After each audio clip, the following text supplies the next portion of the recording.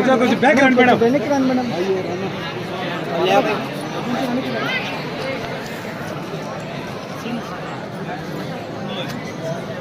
ఇది మాట గుడికెళ్ళే మాట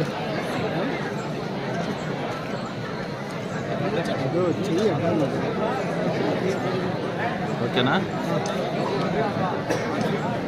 మా కన్న తల్లికి మంగళారతులు గలగల గోదారి కదలిపోతుంటేను బిరబిరా కృష్ణమ్మ పరుగులెడుతుంటేను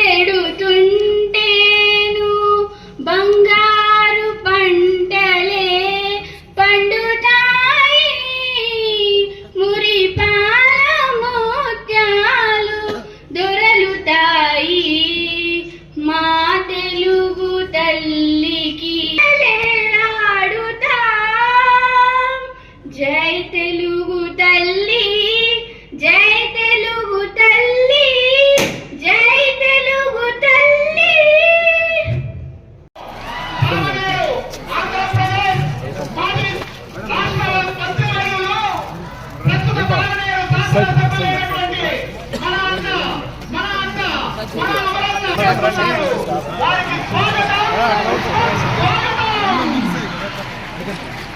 సార్ సైడ్ పవన్ చెప్పు సైడ్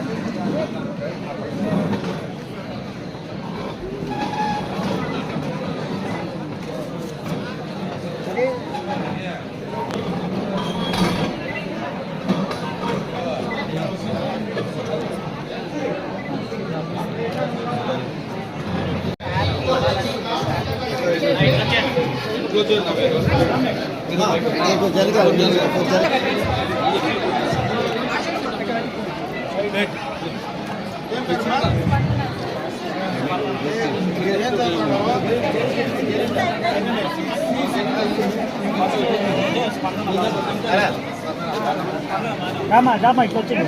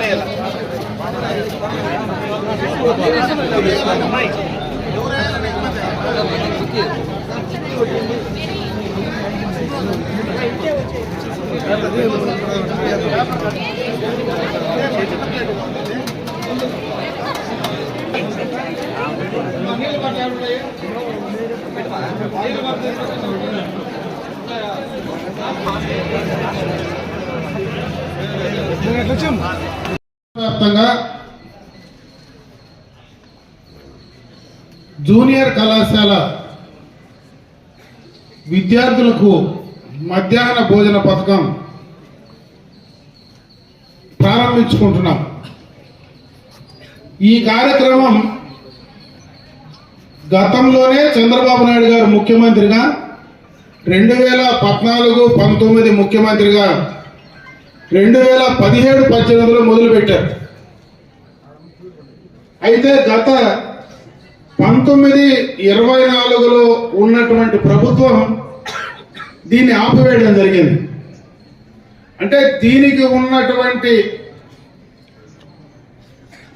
ఏదైతే ఈ కార్యక్రమాన్ని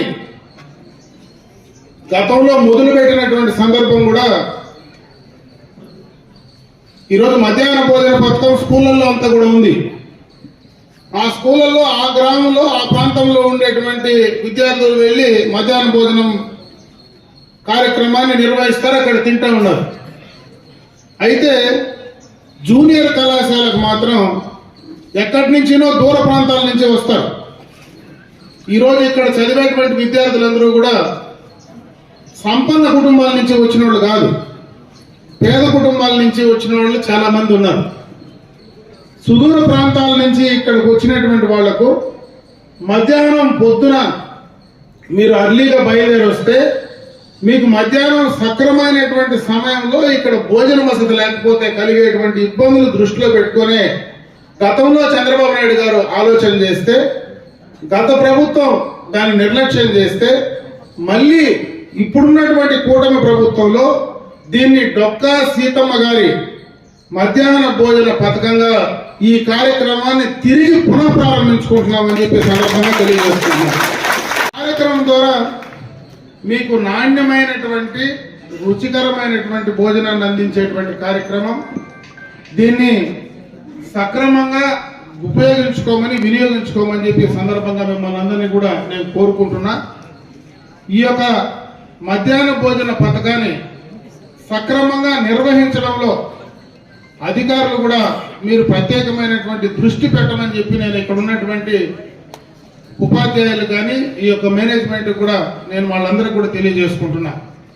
ఎందుకంటే ప్రభుత్వం ఇచ్చింది కూడా సక్రమంగా వాళ్ళకు చేరడానికి ప్రతిరోజు దానిపైన మీరు పర్యవేక్షణ చేస్తే వాళ్లకు నాణ్యంగా శుచికరంగా రుచికరంగా పెట్టడానికి అవకాశాలు ఉంటాయని చెప్పి ఈ సందర్భంగా నేను తెలియజేసుకుంటూ, ఈరోజు ఈ యొక్క కళాశాలకు సంబంధించి ఇప్పుడే మీ ప్రధానోపాధ్యాయులు అంటే ప్రిన్సిపల్ గారు 2 మాటలు మాట్లాడారు.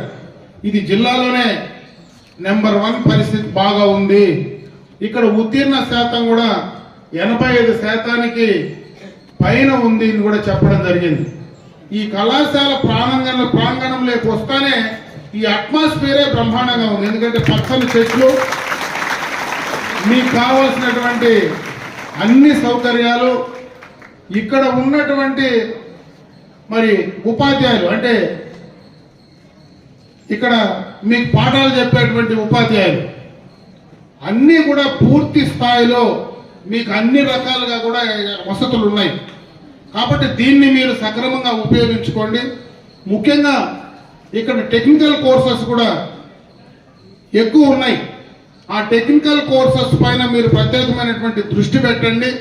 భవిష్యత్తు మొత్తం కూడా టెక్నికల్ కోర్స్ పైనే కూడా మీకు ఉపాధి అవకాశాలు రావడానికి ఎక్కువగా కూడా ఉపయోగపడతాయి. కాబట్టి దానిపైన ప్రత్యేకమైనటువంటి దృష్టి పెట్టి ఈ వయసులో, ఎందుకంటే జూనియర్ కళాశాలలో మీరు చదివేటువంటి వయసు మీ జీవితంలో చాలా ముఖ్యమైనటువంటి వయసు ఇది.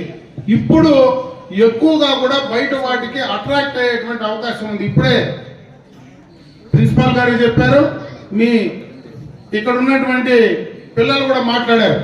డ్రగ్స్ కి సంబంధించి మరి మత్తు పదార్థాలకు సంబంధించి ఏ రకంగా బానిస అయితే జీవితాలు చెడిపోతాయో వాటిపైన చాలా అప్రమత్తంగా ఉండమని చెప్పి నేను ఈ సందర్భంగా మిమ్మల్ని కోరుకుంటున్నా.